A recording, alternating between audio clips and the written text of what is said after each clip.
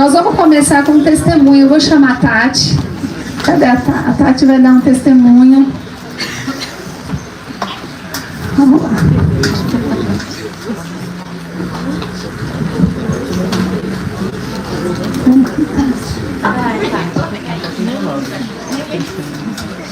Bom dia, igreja, paz.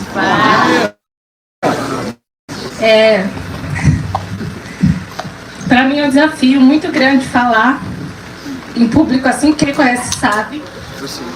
Outro desafio é, se eu fosse falar sem escrever, no nervosismo eu iria me perder. E escrevendo também é complicado, porque quem me conhece sabe que sou muito detalhista. Eu gosto das coisas muito bem explicadas. Mas eu tentei fazer um resumo breve do tempo que eu estou aqui. Visitarmos nossos parentes. Dentre eles, fomos fazer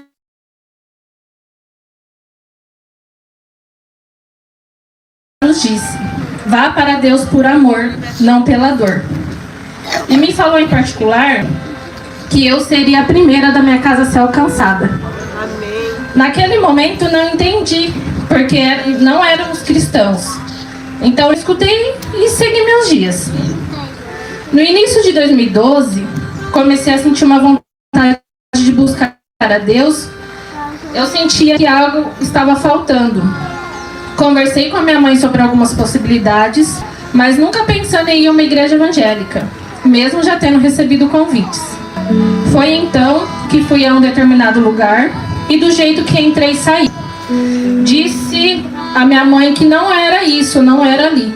Pensei, cogitei novamente outros lugares, até que decidi atender ao convite de ir a uma igreja evangélica. Ali sim, senti que era o que estava buscando. Algo aconteceu dentro de mim e permaneci ali por um determinado tempo. Me decidi pelo batismo, mas foram acontecendo coisas que fizeram com que não desse certo. E hoje eu entendo por quê.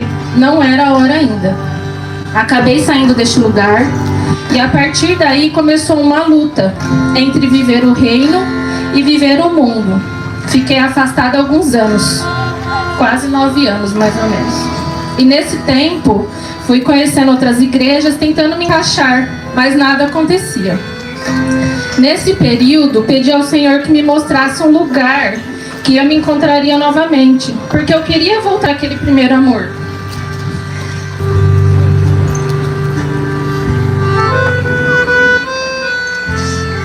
E o tempo foi passando, eu continuava pedindo. Em 2023, em um dia comum de trabalho, estava passando a compra de uma cliente que foi professora minha. E perguntei para ela se ela sabia de algum calmante bom, porque na época eu não estava passando por bons momentos. Inclusive eu estava com acompanhamento psicológico. Conversamos ali e ela foi embora. Próxima pessoa da fila, a Gesarela. Nunca tinha visto ela na minha vida. Como de costume, correria, dei boa tarde e comecei a passar a compra. Ela que estava atenta à conversa, né, que já era próxima, me respondeu com boa tarde e me fez uma pergunta. Sabe do que precisamos? Eu olhei para ela e disse, do quê? Ela, com esse jeito doce, me respondeu, de Jesus. Naquele instante foi como se algo acendesse. Algo aconteceu de diferente em mim. Olhei na camiseta dela que estava escrito o nome da igreja, perguntei onde era, ela me explicou, me convidou. Até confundi ela com outra pessoa, perguntei se ela era filha de uma pastora que eu havia conhecido no lugar que eu trabalhava. Eu nunca trabalhava aos domingos, mas nessa semana eu trabalharia por conta que era a semana do carnaval. Eu disse a ela que não iria nesse domingo, mas no próximo estaria lá. E assim que ela saiu, eu fiquei emocionada ali no caixa, meu olho lacrimejou, começou a vir hinos na minha cabeça, e assim foi. Falei com a minha mãe que iria em um lugar no domingo às 9 horas, mas não iria falar onde era. Toda vez que falava que iria à igreja, dava algo errado. E a chamei se ela quisesse vir. Chegou o domingo, estávamos minha mãe e eu aqui. Eu toda quebrada emocionalmente. Não tenho como explicar em palavras como foi esse domingo. Viemos sem saber se conheceríamos alguém, mas fomos recebidas com muito amor. Nos sentimos acolhidas. Me reconciliei com o Senhor nesse dia e desde então permaneço aqui até hoje. A Gesa fez alguns atendimentos comigo, me senti confortável em me abrir com ela, mesmo sem a conhecer. Ela me passou confiança e uma paz inexplicável. Logo em seguida, me decidi pelo batismo. Era uma certeza que tinha dentro de mim e foi a melhor decisão da minha vida após reconhecer Jesus como meu único e suficiente Salvador. Me batizei em junho, foi lindo. 2 meses depois, minha mãe aceitou a Jesus na casa dela, em um dia que os pastores foram fazer uma visita ao meu pai. Me ligaram no serviço para me contar e não contive as lágrimas. No mesmo ano, em dezembro, ela desceu as águas. 2024 entrou, em um feriado na sexta-feira antes da Páscoa. Meu marido veio para um jogo de futebol com seu filho e eu. E no momento que estávamos indo embora, o Rodrigo chama e pergunta: Bruno, você quer aceitar Jesus? O Bruno disse sim. Foi uma alegria tão grande que caí de joelhos no chão e só sabia agradecer a Deus e chorar. Foi lindo. Em maio ele desceu as águas, em um dia de chuva e frio, mas fomos aquecidos pelo Espírito Santo. Esse ano, fomos pegos de surpresa com a condição de saúde do meu pai. Com o afastamento do trabalho, ele pode estar mais presente e desde então vem aos cultos conosco. Ele ainda não confessou com sua boca que Jesus é seu Senhor e Salvador, mas eu sei que ele é cristão e só ele que não sabe. E sei que assim como foi com minha mãe e meu marido, meu pai também descerá as águas para a honra e glória do Senhor. Eu declaro e profetizo que eu e minha casa serviremos ao Senhor. Nesse tempo, a Gesa me chamou para ajudar no ministério infantil. Aceitei com medo e fui. A Isa, nem sei onde a Isa está, foi quem despertou em mim esse lado com criança.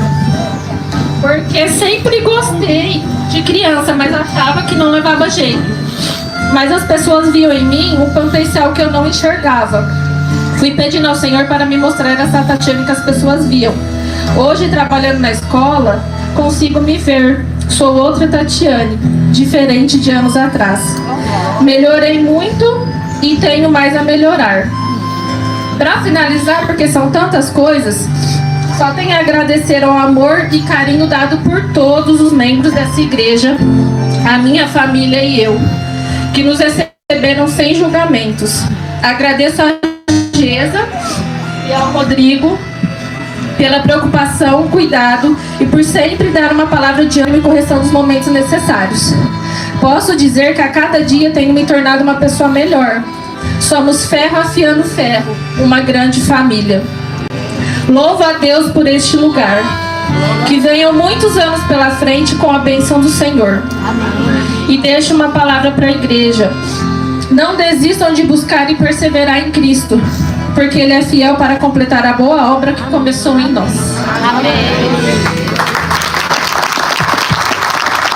O Juninho também vai dar um testemunho.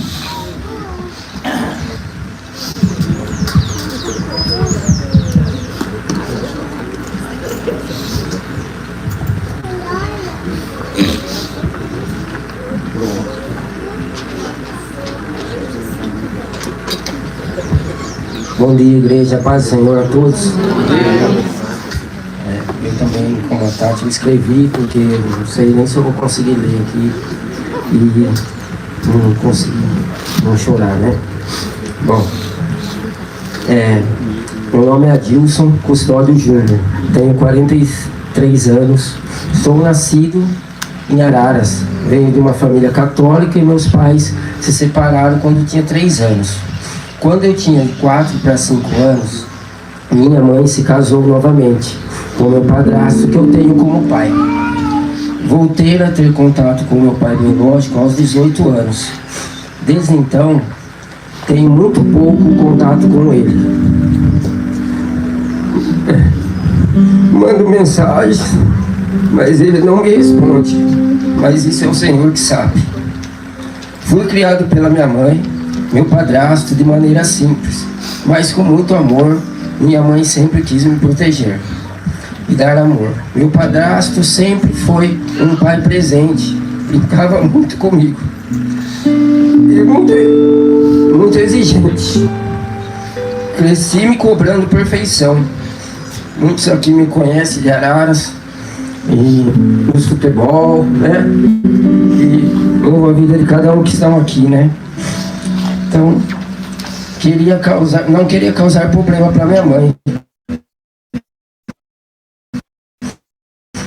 Não queria ter uma nova separação da família. Quando completei 18 anos, coisa. Comecei a fazer e já era maior de idade. E a bebida já era algo que eu tinha contato em casa e na casa dos meus avós. Mas conheci através de amizades, companhias e curiosidades, coisas. Foi nessa época que comecei, além da bebida, a usar drogas, a cocaína. Com 21 anos, tive uma empresa de bateria de carro, trator, caminhão. Tinha uma noiva e comecei a ganhar dinheiro, muito dinheiro. E foi isso que me deslumbrou cada vez mais. Comecei a gastar tudo com mulheres, bebidas e drogas. Aos 25 anos, perdi tudo. Comecei a usar drogas, beber mais ainda. Foi assim que perdi a empresa, perdi minha noiva. E comecei a usar drogas mais pesadas, o crack. Nesse período, conheci uma pessoa que também usava.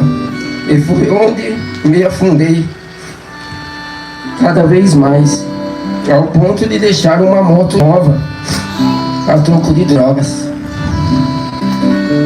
Pedi ajuda para minha mãe e ela foi pegar a moto. E a própria pessoa, o traficante, falou para me ajudar. Eu sabia que eu era uma pessoa de uma boa família e uma pessoa boa, mas só eu que não enxergava isso.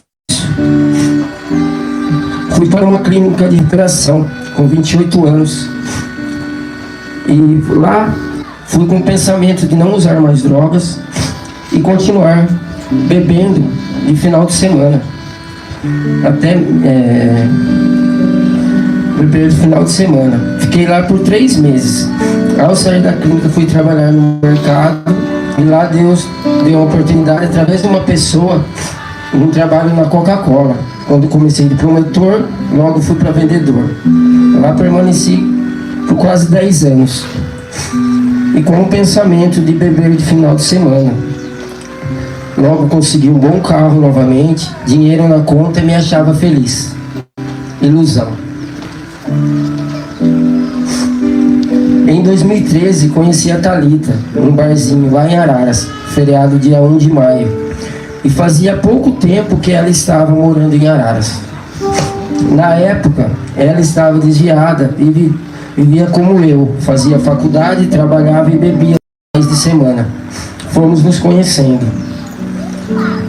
O Pietro tinha acabado de fazer 5 anos. Meu filho. Tanto eu quanto ela queríamos sair da casa dos nossos pais. Eu já estava muito apegado ao Pietro, que já tinha até ido para me chamar de pai. Então pedi para ela ir morar junto. E ela disse, só sairia de casa se fosse casada. Então, no dia 22 de novembro do mesmo ano, nos casamos. Já casados, ela sempre me falava sobre Jesus, sobre viver uma vida diferente e parar de beber e usar drogas. Mas ela não se posicionava e eu nem sabia que era isso que o Rodrigo fala, né, de se posicionar. No começo, o Pedro ficava aos finais de semana com a minha sogra, Beth, e depois foi se adaptando cada vez mais com a gente. Amava ir no cinema, assistir filmes de heróis, a gente brincava. Porém, mesmo assim, de final de semana, não queria saber muito, só queria ficar bebendo, chamando pessoas erradas para ir em casa. sempre tive o desejo, eles sempre pediam um irmão. E a Thalita sempre um desejo de ter mais um filho. E Deus nos presenteou com Samuel. Íamos às vezes à igreja, nada firme, enquanto a Thalita tinha uma dedicação com a gravidez saudável. Não bebia, não fumava, e eu continuava igual. Depois da chegada do Samuel, um dia brigamos, e ela pegou os meninos e foi sozinha para a igreja. E acabei indo atrás.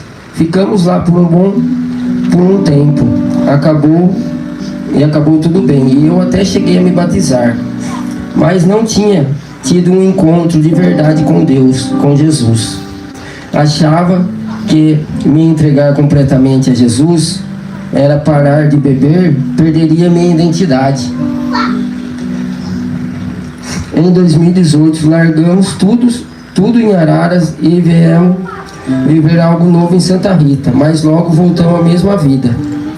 Até que um dia infeliz, comprei uma droga mais pesada, ofereci para minha esposa e fomos nos afundando aos poucos. Um dia, em grito de desespero, de sair de tudo isso, a Thalita mandou uma mensagem para Gesa, pois eu conhecia o Rô desde a infância, pois já jogamos bolas juntos. Achou que seria mais fácil de me abrir de verdade. Começamos um estudo, um estudo na casa dele. Essa família que ele falou, um pouco antes, foi a nossa família. Ficamos firmes, logo começou a igreja. Pessoas começaram a chegar, nós ficava lá na frente, recebendo as pessoas. Ficando bem, nos afastamos, que é isso que a gente faz, que não devemos fazer. Quando passa a tempestade, tudo fica bem, a gente volta para trás. Doce erro, um engano na minha vida.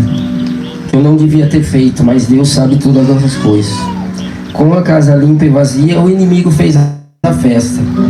Nos destruímos e até o divórcio. Voltei para Araras, ela ficou aqui. E nós dois fomos muito errados em tudo o que fizemos. Em meio de tudo isso, nossos filhos sofreram muito. Ela foi para a casa do pai dela 3 meses depois da separação. Começamos a nos relacionar novamente. E no final do ano, buscamos o Samuel. O Pietro não aceitava isso, pois sabia que nada tinha mudado. No meio de toda essa dor, o Pietro teve um encontro de verdade com Jesus. Glorificou muito a vida dele e a vida do Rodrigo. E todo lugar, eles estão juntos, Glória a Deus. Conosco. E ele foi morar um tempo com nós em Araras, numa tentativa de nos ajudar a sair daquela prisão. Mas não deu certo. Ele voltou e sempre chorava e clamava o sangue de Jesus por nós. Também a minha sogra e todos aqui da igreja oravam por nós.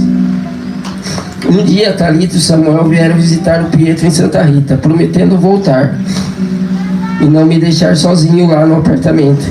Mas ela queria uma mudança e eu não estava tendo comigo em Araras.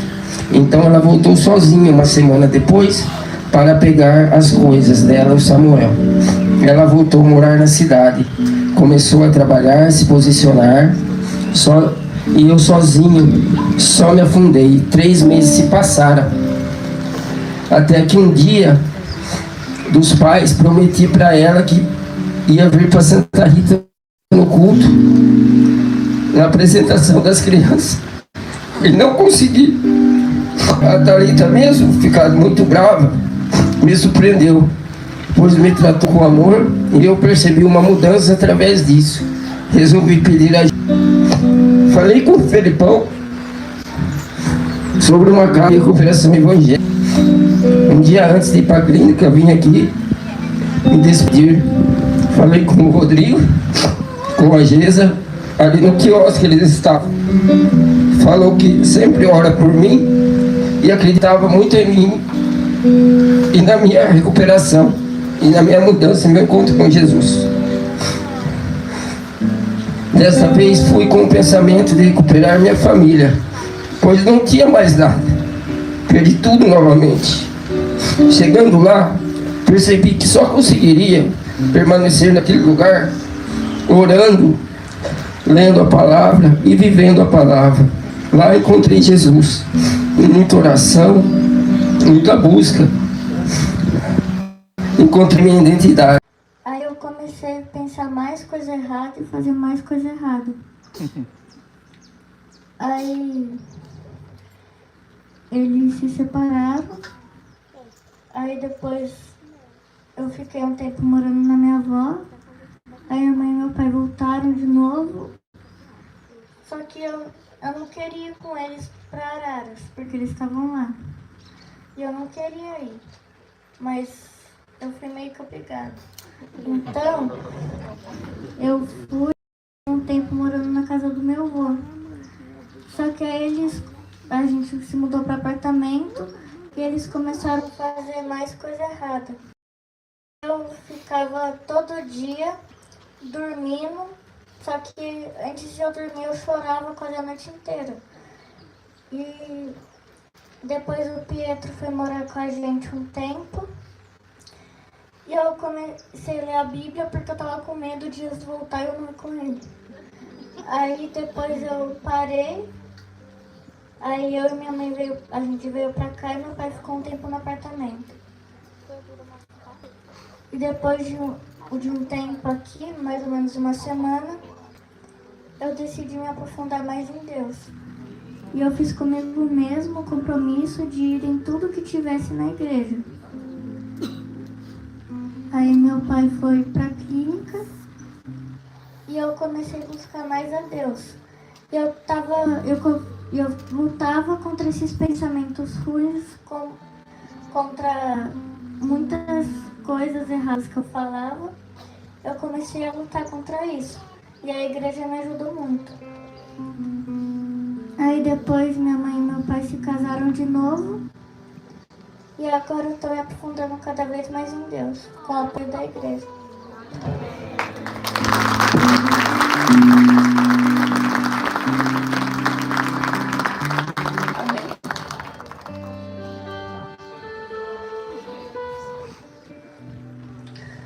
Senhor,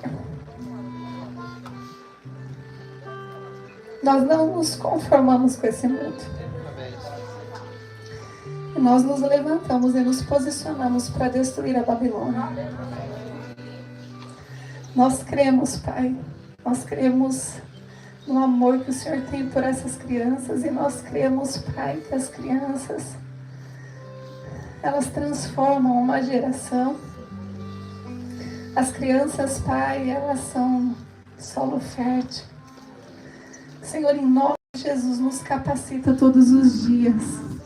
Nos capacita todos os dias a entregarmos às crianças o evangelho puro e genuíno.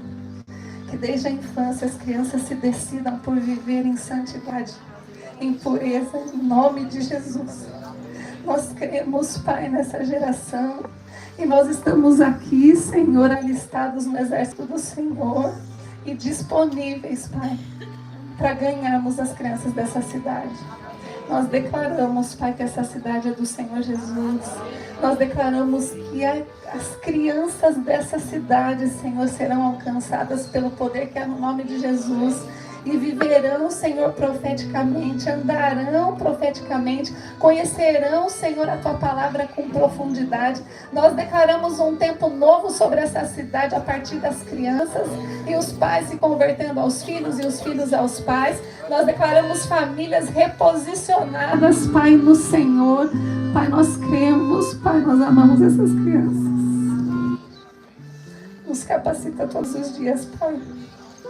Nos fortaleça. Chama intercessores, Pai, para interceder por nós, para nos sustentar, para que a Tua palavra, Senhor, alcance cada coraçãozinho, cada criança, Senhor, que está, Senhor, nesta cidade. Nós louvamos ao Senhor, exaltamos ao Senhor por tudo que nós vivemos até aqui. Mas nós declaramos, Pai, as crianças dessa cidade serem alcançadas pelo Senhor. Em nome de Jesus.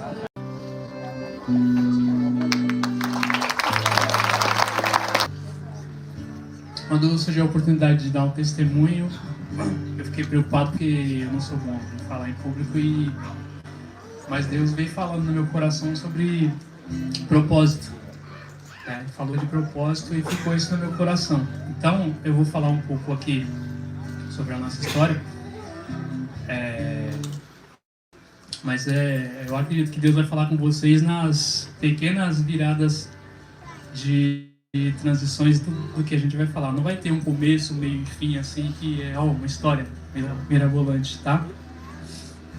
Mas a gente é um casal, uma família, né? Que veio de São Paulo. A gente trabalhou mudar de lugar, né? Mudar de ambiente, e o meu patrão, ele é daqui de Santa Rita e ele resolveu trazer a operação para cá, para essa cidade, né? E a gente estava preparando a nossa casa lá em São Paulo para receber a Isa. A Vanusa estava gestante, estava grávida, não vou lembrar de quantos. Mas a gente estava ajeitando ali a nossa casinha, né, da melhor forma, né, mexendo aqui, mexendo ali, a Maria ficando sem espaço, porque estava chegando a Isa. E do nada, né, a gente estava ali se organizando, do nada caiu no nosso colo essa surpresa. E o patrão me chamou, né, assim como chamou o Claudinho tá ali, também veio junto, também a gente trabalhava junto lá, e a proposta foi pra gente de vir com a empresa para uma cidade nova, um ambiente novo que a gente não conhecia. A gente ia ficar longe dos parentes, dos nossos familiares, mas, né, a gente orou e Deus foi transformando nosso coração, trazendo a paz, né, pra gente tomar a decisão, né. A gente foi convidado, né, Cláudio, para vir conhecer a cidade em 2019. E não sei se todo mundo aqui conhece São Paulo, mas a gente veio de lá conhecer a cidade e a gente entendeu que a gente estava saindo do inferno e vindo para o paraíso. Porque o ambiente que a gente vivia lá, o ambiente que tinha para educação da Maria e da Isa, era muito complicado, né? Tanto na cultura como no próprio convívio dentro de casa da família, né? Era complicado, e a gente já sentiu no coração que precisava tirar nossos filhos disso. E aí a gente tomou a decisão de vir com a proposta agradável da empresa. A gente veio, né? E a gente, em São Paulo, nós nos convertemos em 2016, né? A gente foi convidado para participar de um encontro com Deus, né? Através da vida do meu cunhado, irmão da Vanusa, Felipe, que foi um instrumento de Deus.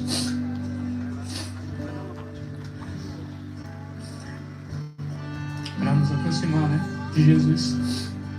E a gente participou desse encontro e nos convertemos lá, nos batizamos no encontro no dia, né? Eu não tive uma conversão que o pessoal fala que foi aquele dia que eu me converti, né? Eu não tenho esse parâmetro. A minha conversão, ela é gradual. Ela foi acontecendo aos pouquinhos até que eu me dei conta que eu era crente, né? A gente é do mundo e a gente fala, crente? Você é louco? Mas um dia eu me dei conta, eu sou crente, graças a Deus por isso.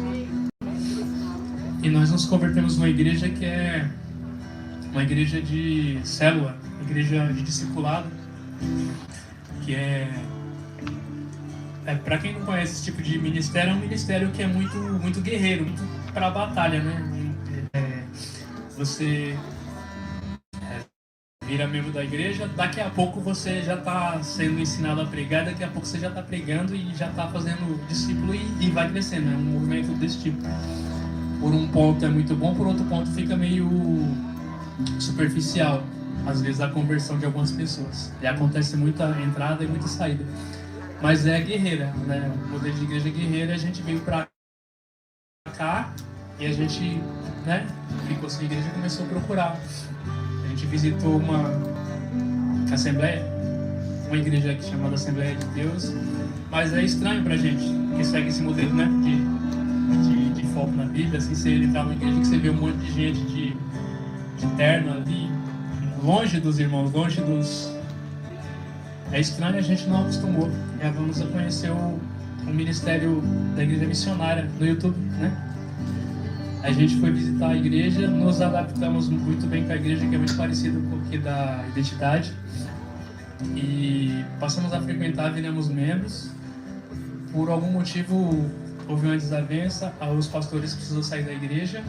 E a gente, como tinha ido através da vida dos pastores, e eles iam desenvolver um ministério em casa, a gente decidiu segui-los, né? E participar dos cultos em casa. Deve ter alguém aqui também que também é dessa geração, não vou lembrar, mas deve ter. A gente começou a participar dos cultos na casa dele, e depois a gente foi para a igreja Betel, no Porto Ferreira, junto com eles. E mais para frente eles precisaram, Deus colocou no coração deles ir embora para a Europa, os pastores, né? E a gente ia ficar sem pastor, né? E antes desses pastores irem embora, que eu acredito que também era um propósito de Deus eles irem para lá, porque trazendo para os dias de hoje, foi uma época pós-pandemia. E eu acho que o país de Portugal, se não me engano, foi o país que mais sofreu, né, com a pandemia. Muita perda, muita pessoa de idade faleceu, muita gente. Talvez seja Deus tenha usado a vida deles para ir trazer renovo lá. Mas eles iam embora, a gente ia ficar sem pastor, né?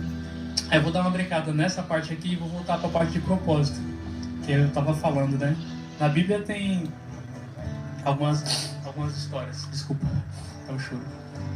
Tem uma história de uma mulher que sofria há mais de 12 anos, né, com fluxo de sangue. Ela tinha um problema, né, que ela procurava os especialistas e não conseguia, e ela ouviu falar de um homem chamado Jesus e buscou a cura, né, buscou nesse homem a cura do problema dela. E foi atrás e se esforçou e teve que passar por algumas dificuldades, mas conseguiu. Ela chegou próximo dele e conseguiu um milagre e foi curada. E trazendo aqui para o propósito, esse evento acontece quando Jesus estava indo fazer outro milagre, né? Ele estava a caminho da casa de Jairo. Ele estava indo ressuscitar uma pessoa, porque Jesus ressuscita. Você pode estar morto, mas Cristo pode estar de volta à vida. E isso é propósito. Propósito é isso, você tem um milagre que precisa ser feito na sua vida, e Deus faz vários milagres junto com o seu, né? Jesus Cristo precisava ressuscitar um homem de fé, foi atrás dele, pediu para ele ressuscitar a filha dele que estava morta, né? Morrendo ou morta. Jesus decide ir para ressuscitar essa criança, e vai e ressuscita essa criança. Só que no meio do caminho, ele cura uma mulher que sofria 12 anos com fluxo de sangue. E não é por acaso, né? Isso é um propósito, é uma conexão que Deus faz, né? Você precisa de um milagre. É difícil, né, eu falar isso para vocês, mas procura saber se o seu milagre ele vai conectar com outro milagre. Se ele for conectar com outro milagre, se outras pessoas forem serem ajudadas pelo seu milagre, pode acreditar que vai acontecer. Deus vai fazer, porque é propósito isso. Propósito, Deus une milagres, né? Ele une coisas resolvidas em vidas, não só na sua. Se o seu milagre depende de uma coisa só para você, eu tenho um pouco de entendimento, mas acho mais difícil de acontecer. Mas Deus é Deus, Ele é todo poderoso, né? Ele pode tudo. Eu estou falando do meu achismo, tá? Aproveitando esse gancho, eu queria falar que Jesus é o único caminho que leva a Deus, é o único caminho que salva. E para todo mundo que está aqui, que não se decidiu ainda, você tem 3 opções: se decidir por Jesus cedo, se decidir tarde ou nunca se decidir, né? Todas essas etapas têm consequências. A gente teve o testemunho do Juninho aqui, que ele se decidiu um pouco tarde, né? Eu tive a oportunidade de me decidir antes das minhas filhas crescerem. Elas não sofreram, as minhas filhas não sofreram por causa das minhas decisões pós-conversão, mas elas já sofreram por decisões antes da minha conversão. Então, quanto mais tarde você se decidir por Jesus, mais sofrimento vai ter na sua vida. Você pode morrer e não sofrer, mas acarretará para os seus descendentes. Amém? Então, não tem jeito, a gente precisa se decidir por Jesus. Não se decidir já é uma decisão. Não decidir por Jesus é decidir que você não quer Jesus. Amém? É isso. Voltando aqui pro meio aqui enquanto a gente congregava na igreja missionária, a gente sofria com algumas coisas nossas, que a nossa Isa, ela é autista. Uma criança autista, e autista ele é uma criança que o cérebro funciona diferente. Então tinha coisas que aconteciam na igreja que nos incomodavam, né, amor? Acho que vocês perceberam que a Isa fica por aí, né, andando, conversando, brincando com a bonequinha, porque ela é autista e tem coisas que ela entende, coisas que ela não entende, e tem coisas que é muito, como eu posso dizer, muito certinha. Se desvia pro lado assim, é estranho para elas e é assim. E a gente tinha dificuldades de entender isso através das pessoas. A gente achava que as pessoas olhavam ela com desprezo, e a gente tinha essa dificuldade. Passou pela nossa cabeça de parar de congregar, né, amor? E nós tínhamos esse problema. Mas aí os nossos pastores iam viajar para a Europa, íamos ficar sem pastores, e eles chegou na gente e falou: ó, eu tenho um casal de amigos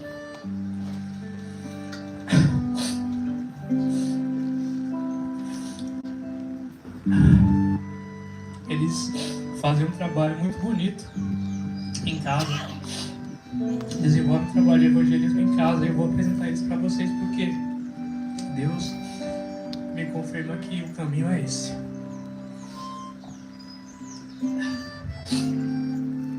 E ele nos levou na casa do pastor Rodrigo e da Gesa. Coincidentemente era o último dia, né, do culto na casa, na residência. No próximo culto já ia vir aqui para a igreja. Nós chegamos lá, né, junto com eles, para conhecer os pastores, conhecer a casa, e Deus já foi tratando de esclarecer as coisas, porque quando nós chegamos, a Bia, cadê a Bia?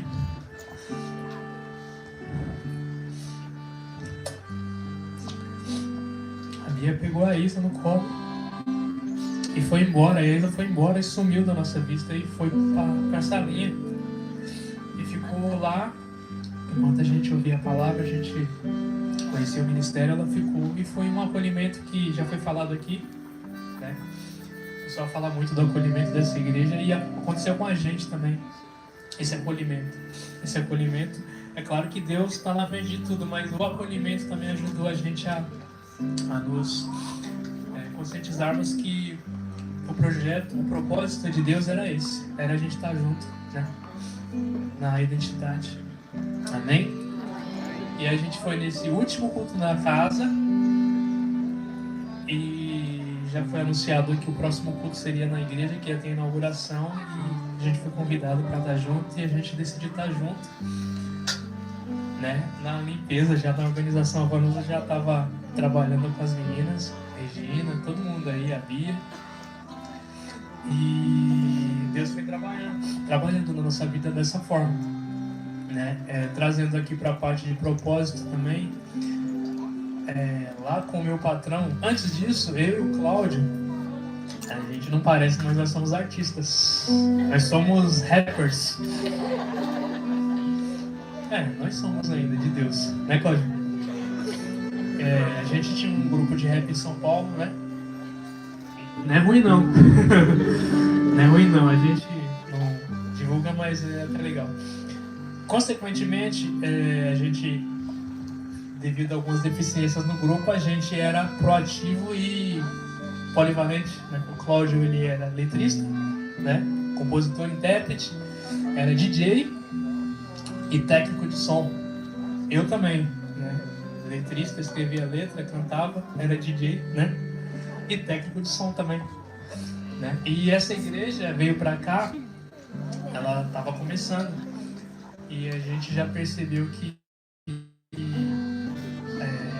a igreja tinha dificuldades na parte do som, e, né, a Vanusa meu marido, ele mexe com o som, né? O pastor tinha uma dificuldade e automaticamente eu fui me encaixando ali na parte do som, né? Consequentemente, mais pra frente a gente teve um monte de coisa, aconteceu, eu fui mexer com fotografia e graças a Deus o Cláudio já tinha sido arrebatado por Jesus, né? E Deus já colocou um outro técnico de som no lugar. E Deus vai alinhando as coisas, vai conectando, vai fazendo os milagres junto, conectando, né? E o meu patrão, que trouxe a gente pra cá, ele tinha um problema na casa dele com a piscina dele. E ele me chamou pra ir cuidar da piscina dele. E eu não sei mexer com piscina, não sabia, ele me ensinou tudo, né? E ele paga um pouquinho mais do que ele deveria pagar pra uma pessoa que cuida de piscina pra mim. Me ensinou, né? Pegou uma pessoa que não sabe mexer com piscina, me ensinou para pagar um pouquinho mais. Não faz sentido, né? Não tem sentido isso, mas Deus é Deus. E aí quando a gente vem pra cá, a gente tem uma chácara maravilhosa que tem uma piscina. Tem o som e tem uma piscina. Quando eu falo de propósito, eu vou falando dessas coisas, o que Deus vai fazendo, né? E essa piscina, a minha esposa falou, meu marido sabe mexer com piscina, né? Aí a gente, né, começamos a cuidar da piscina. E eu tinha às vezes um constrangimento de ir tratar da piscina do meu patrão, porque eu sempre vou à tarde, né? Em um horário mais cansado. Como eu chegava cansado, precisava tratar, e tinha a hora que me dava um negócio. Mas quando eu comecei a tratar a piscina aqui da igreja, depois a gente teve o primeiro batismo aqui da igreja.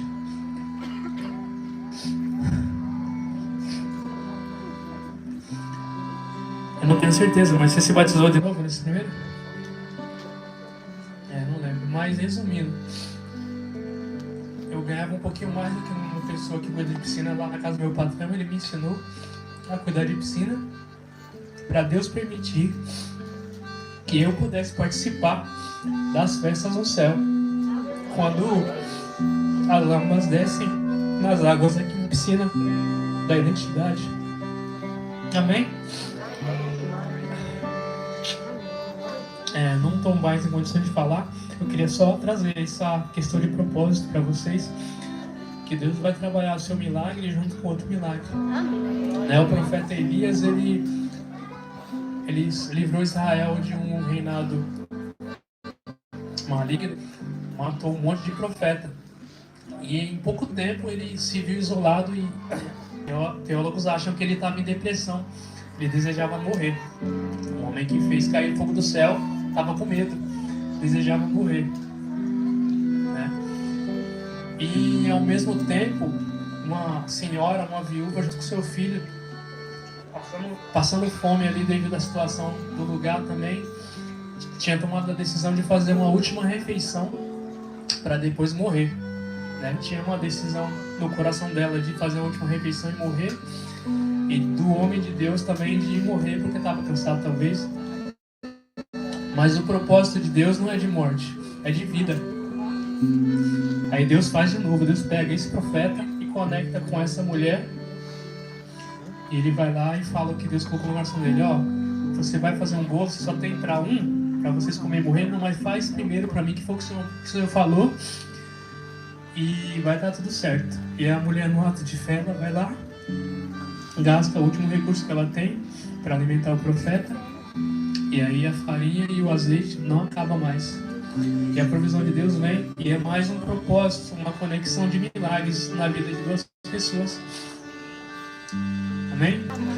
E aqui na igreja, Deus vem fazendo isso na nossa vida. Deus vem tratando a vida do pastor num monte de situação e tratando a nossa vida também num monte de situação. Os pastores, eles têm deixado as 99 para ir olhar nossa vida. Porque nós somos um só, nós somos uma ovelha que às vezes estamos perdidos e os pastores têm que ir lá nos resgatar. E eu louvo a Deus pela vida do pastor. Eu queria fazer uma oração breve pela vida de vocês.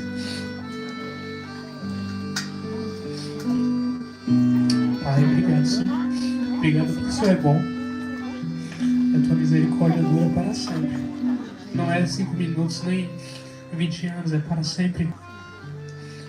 Eu apresento, Senhor, a vida do pastor, da Geisa, a vida do Itamar e da Bia, do G e da Quinha, das crianças, não vou falar os nomes, mas tá tudo aí, os bebês, de todo mundo, todos os irmãos aqui dessa igreja que nos abraçaram.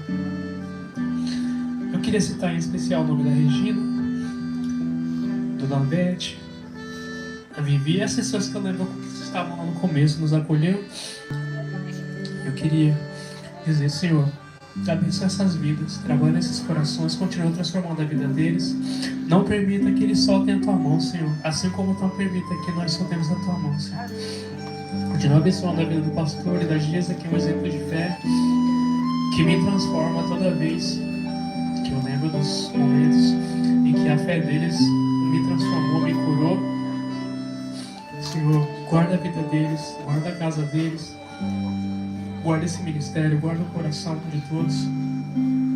Continua nos transformando, Senhor. E traz, Senhor, no coração de cada pessoa que está aqui, Senhor, o entendimento de que o Senhor é o único caminho, é o único que salva, Senhor. E trabalha nessas vidas, Senhor, para que todos estejamos prontos para quando o Senhor voltar, que possamos estar reunidos como igreja, Senhor, no céu. Em nome de Jesus. Amém. Marcos 12, nós vamos ler do verso 28 ao 31. A palavra de Deus diz assim: um dos mestres da lei, Marcos 12, verso 28 a 31, lendo rápido, a gente ganha tempo. Um dos mestres da lei aproximou-se e os ouviu discutindo. Notando que Jesus lhes dera uma boa resposta, perguntou-lhe: de todos os mandamentos, mestre, qual é o mais importante? Respondeu Jesus: o mais importante é esse: ouve, ó Israel, o Senhor, o nosso Deus, o Senhor é o único Senhor. Ame o Senhor seu Deus de todo o seu coração, de toda a sua alma, de todo o seu entendimento e de todas as suas forças. Verso 31, o segundo é esse: ame o seu próximo como a si mesmo. Não existe mandamento maior do que este. Amém, queridos? Amém. Pai, muito obrigado, Senhor. Nós te louvamos mais uma vez nessa manhã. Obrigado pelo privilégio que nos dá de celebrar esse momento junto com os nossos irmãos, Pai. E como uma só igreja nessa cidade, nós glorificamos ao Senhor e louvamos o Teu nome pela Sua palavra que é viva e eficaz. E te pedimos nessa manhã, Senhor, continua a falar nos nossos corações, assim como o Senhor já fez por meio dos testemunhos, das histórias, inclusive desse último momento onde ofertamos ao Senhor, Pai. Fale conosco e que o Senhor seja glorificado à medida que o Evangelho é entendido e aplicado à nossa história, à nossa realidade, Pai. No nome de Jesus oramos e agradecemos. Amém. Amém. Queridos, a nossa conversa amanhã de forma breve é sobre esse chamado do Senhor para nós o amarmos mais, para nós o amarmos acima de todas as coisas, para nós gastarmos a nossa história, a nossa vida, tudo que temos e somos na direção desse amor. Existe uma sigla que já é usada, não sei se o slide pode passar para mim, se está fácil aí, mas é uma sigla com algo que você talvez deve gostar, que é o café.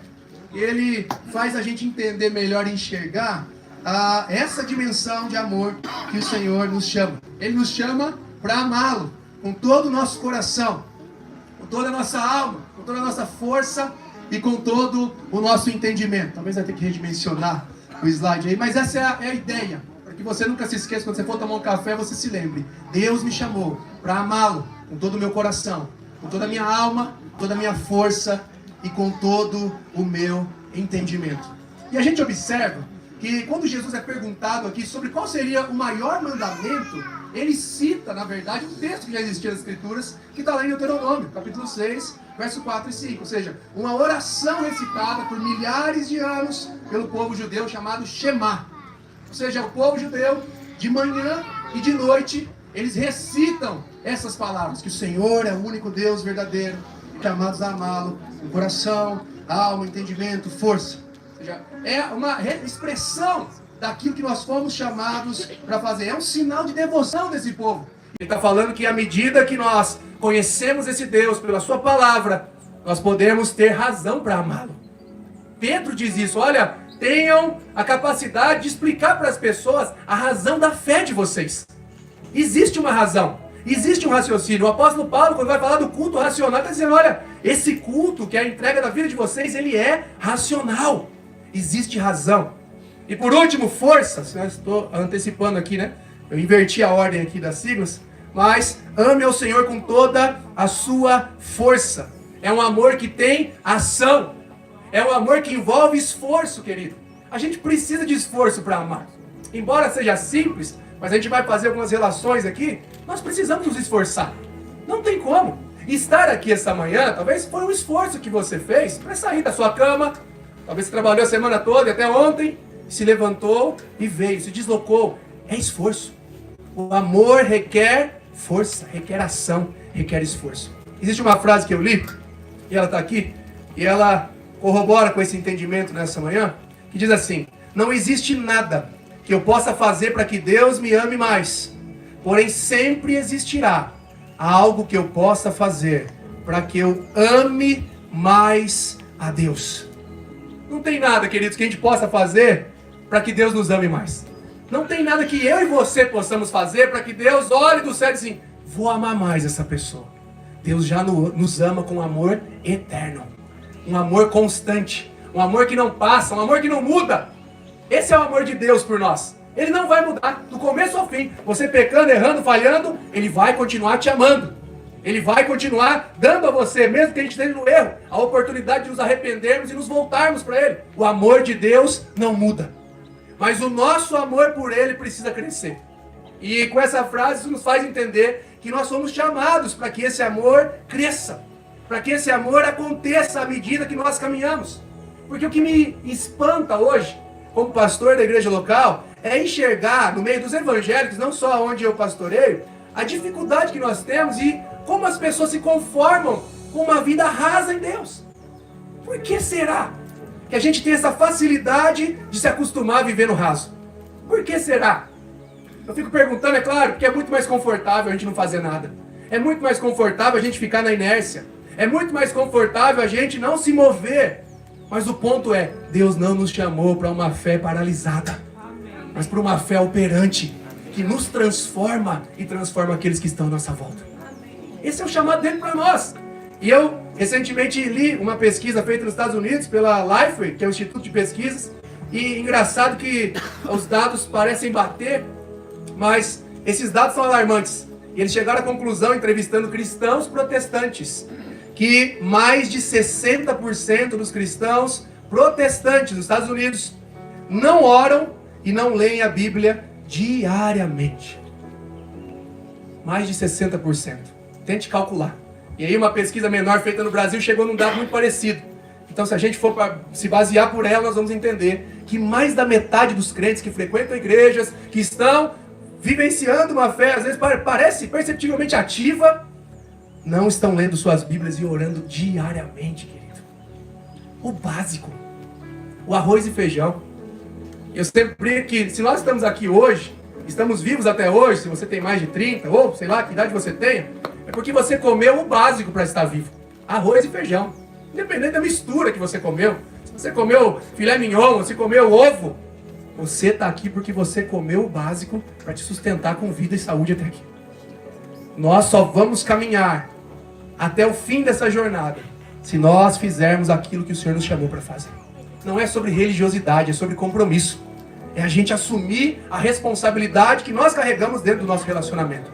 E pensando nessa perspectiva, eu queria elencar aqui 3 ações, 3 verbos para uma jornada de profundidade no amor de Deus. E a primeira ação é a ação de cultivar. Quando a gente pensa em amor, nós precisamos cultivar. O amor precisa ser cultivado por meio do relacionamento. Se você pensar em comparações, num casamento, como que um casal dura até o fim da sua jornada? Até que a morte o separe? Por cultivarem esse amor. A relação com os filhos, a gente cultiva, a gente se esforça. Ou seja, a intimidade, a aproximação é necessária. Jeremias 29:13 diz, o Senhor, vocês vão me buscar e me achar, quando vocês buscarem de todo o coração. Existe um princípio, uma busca incessante, uma busca intencional, querido. E cultivar o nosso relacionamento com Deus, assim como nós cultivamos os demais relacionamentos da esfera humana, exige tempo, exige intencionalidade, exige compromisso, exige prioridade, querido. Nós não podemos nos acomodar, meus irmãos. Nós não podemos nos acomodar a simplesmente frequentar reuniões. Deus quer levantar uma igreja que está perfurando o profundo nele para poder revelar isso às pessoas.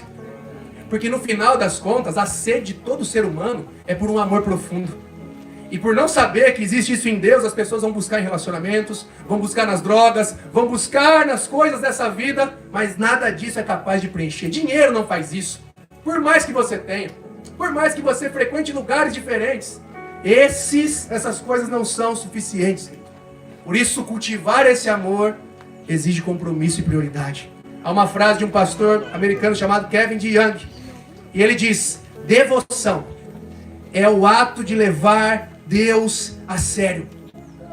O que é devoção? É você levar Deus a sério. Devoção é você entender que o seu relacionamento com Deus importa. E importa num nível maior do que os outros que você tem. Por mais importantes que eles sejam, o nosso primário relacionamento é com o Senhor. Devoção é a gente levar Deus a sério, querido. E levar Deus a sério requer de nós compromisso e prioridade. Mateus 6,33, palavras do próprio Jesus, diz: busquem em primeiro lugar o reino de Deus e a sua justiça, e as demais coisas serão acrescentadas. O que ele está falando aí? Busquem, o primeiro verbo. Há um esforço aí.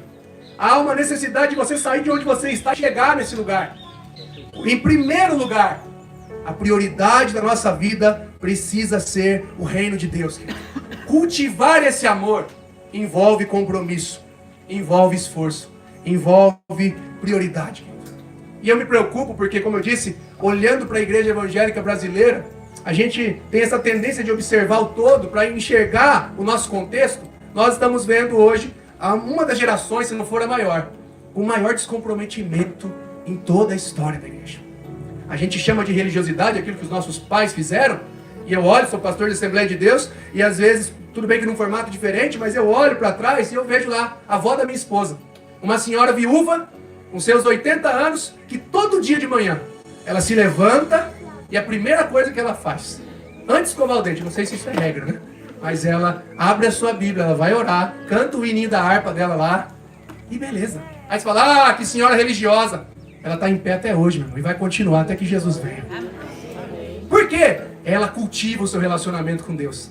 Ela está se esforçando, ela está se comprometendo, apesar de ter, embora tenha outros compromissos, ela deseja fazer isso, querido. Devoção é levar Deus a sério. E a gente canta às vezes: é Ele, por Ele que eu estou gastando a minha vida, mas não consegue nem vir no culto de domingo, porque teve tantos compromissos. Como que a gente está dizendo que está perdendo tudo por amor e alegria? Se a gente não perde nem, não investe, vou usar o termo melhor, 2 horas da nossa semana para se aproximar da comunidade, para se aproximar do ambiente de fé e de encorajamento, querido. Nós precisamos de devoção, nós precisamos cultivar esse amor. E a segunda ação, o segundo verbo, é demonstrar. Nós devemos cultivar, mas nós também precisamos demonstrar. E o que a gente aprende logo cedo, principalmente quando se casa, que o amor precisa ser demonstrado com atitudes. Eu posso dizer para minha esposa: eu amo você, meu amor. Mas se eu não demonstro com atitudes, isso não faz muito sentido.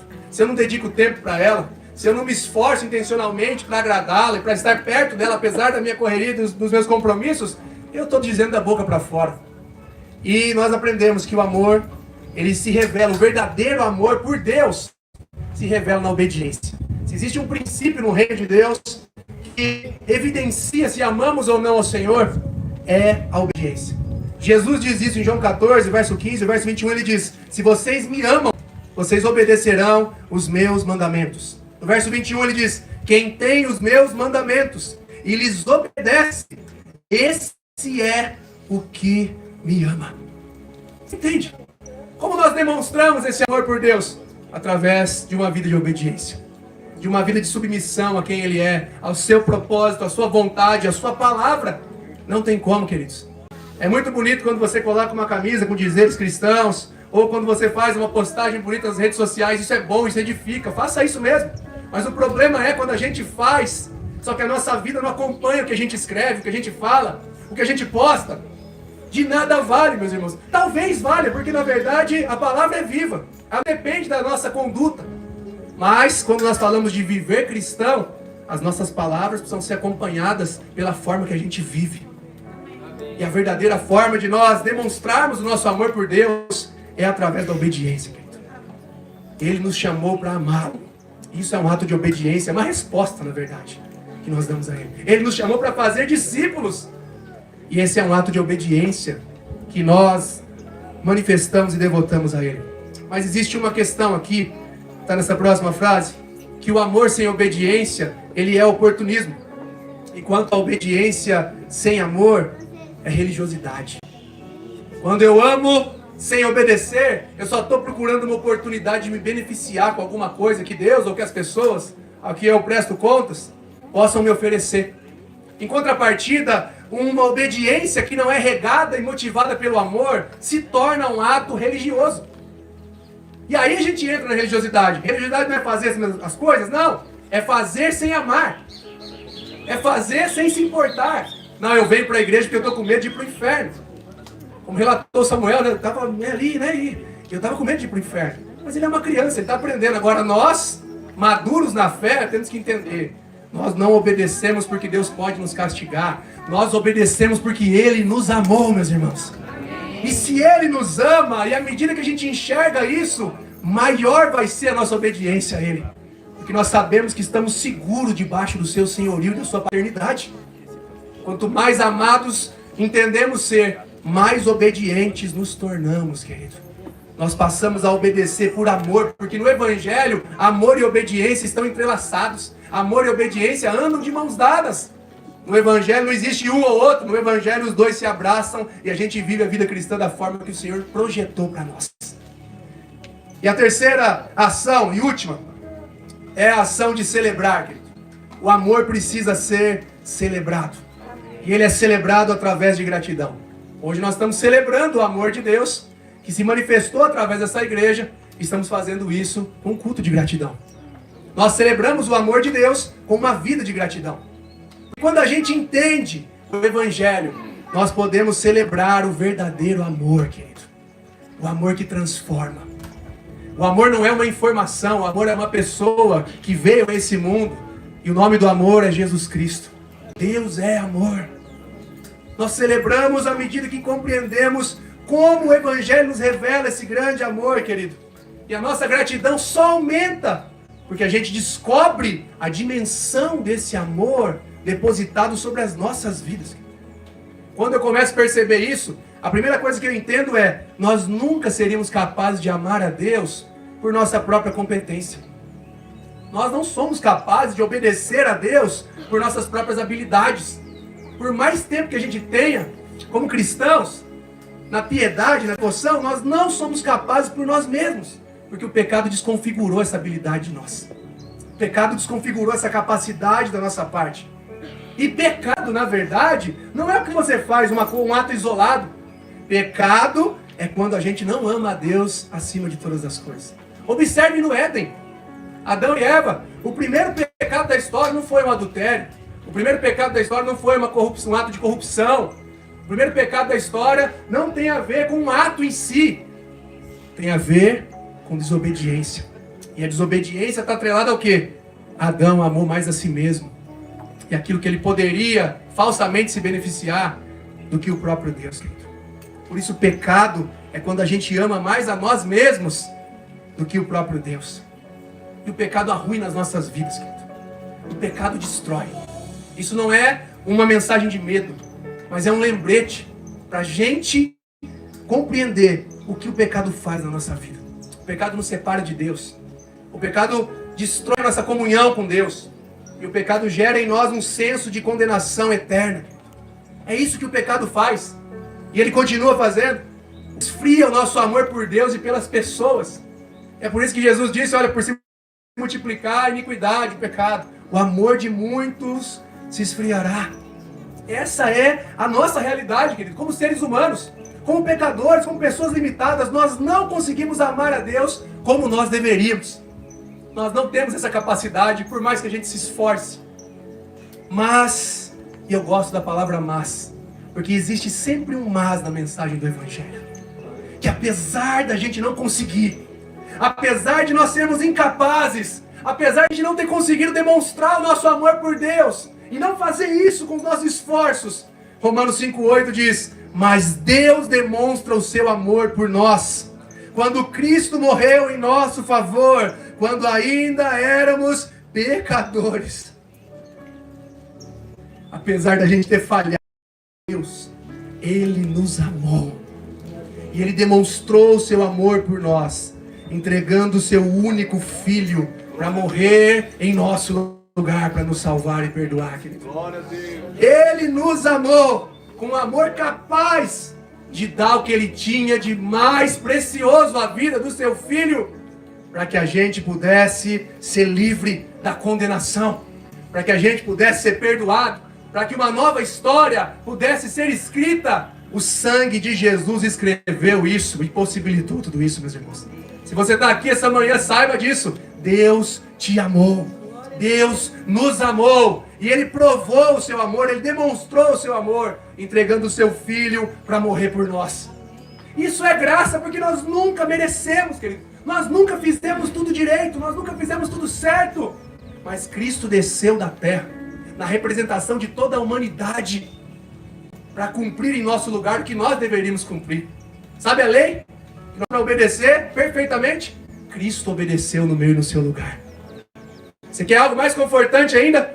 Ele amou a Deus sobre todas as coisas, no meu e no seu lugar, para que aquilo que Ele conquistou através da sua obediência pudesse ser derramado sobre todos nós que cremos no seu sacrifício e na sua ressurreição.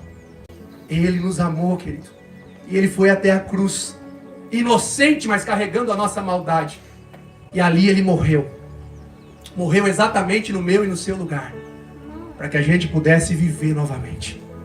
Ele morreu no nosso lugar, para que a gente pudesse ser salvo de nós mesmos, salvo da condenação eterna, perdoados para sempre, e para que o nosso relacionamento com Deus pudesse ser restaurado agora, querido.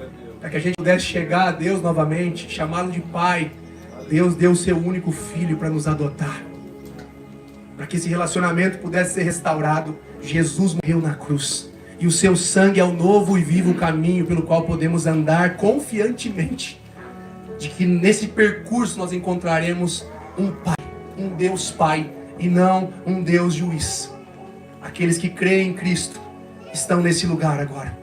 E por causa desse amor, da verdade desse amor, nós somos capacitados a amar a Deus e viver de forma grata a Ele. Toda a nossa gratidão reside no conhecimento dessa verdade.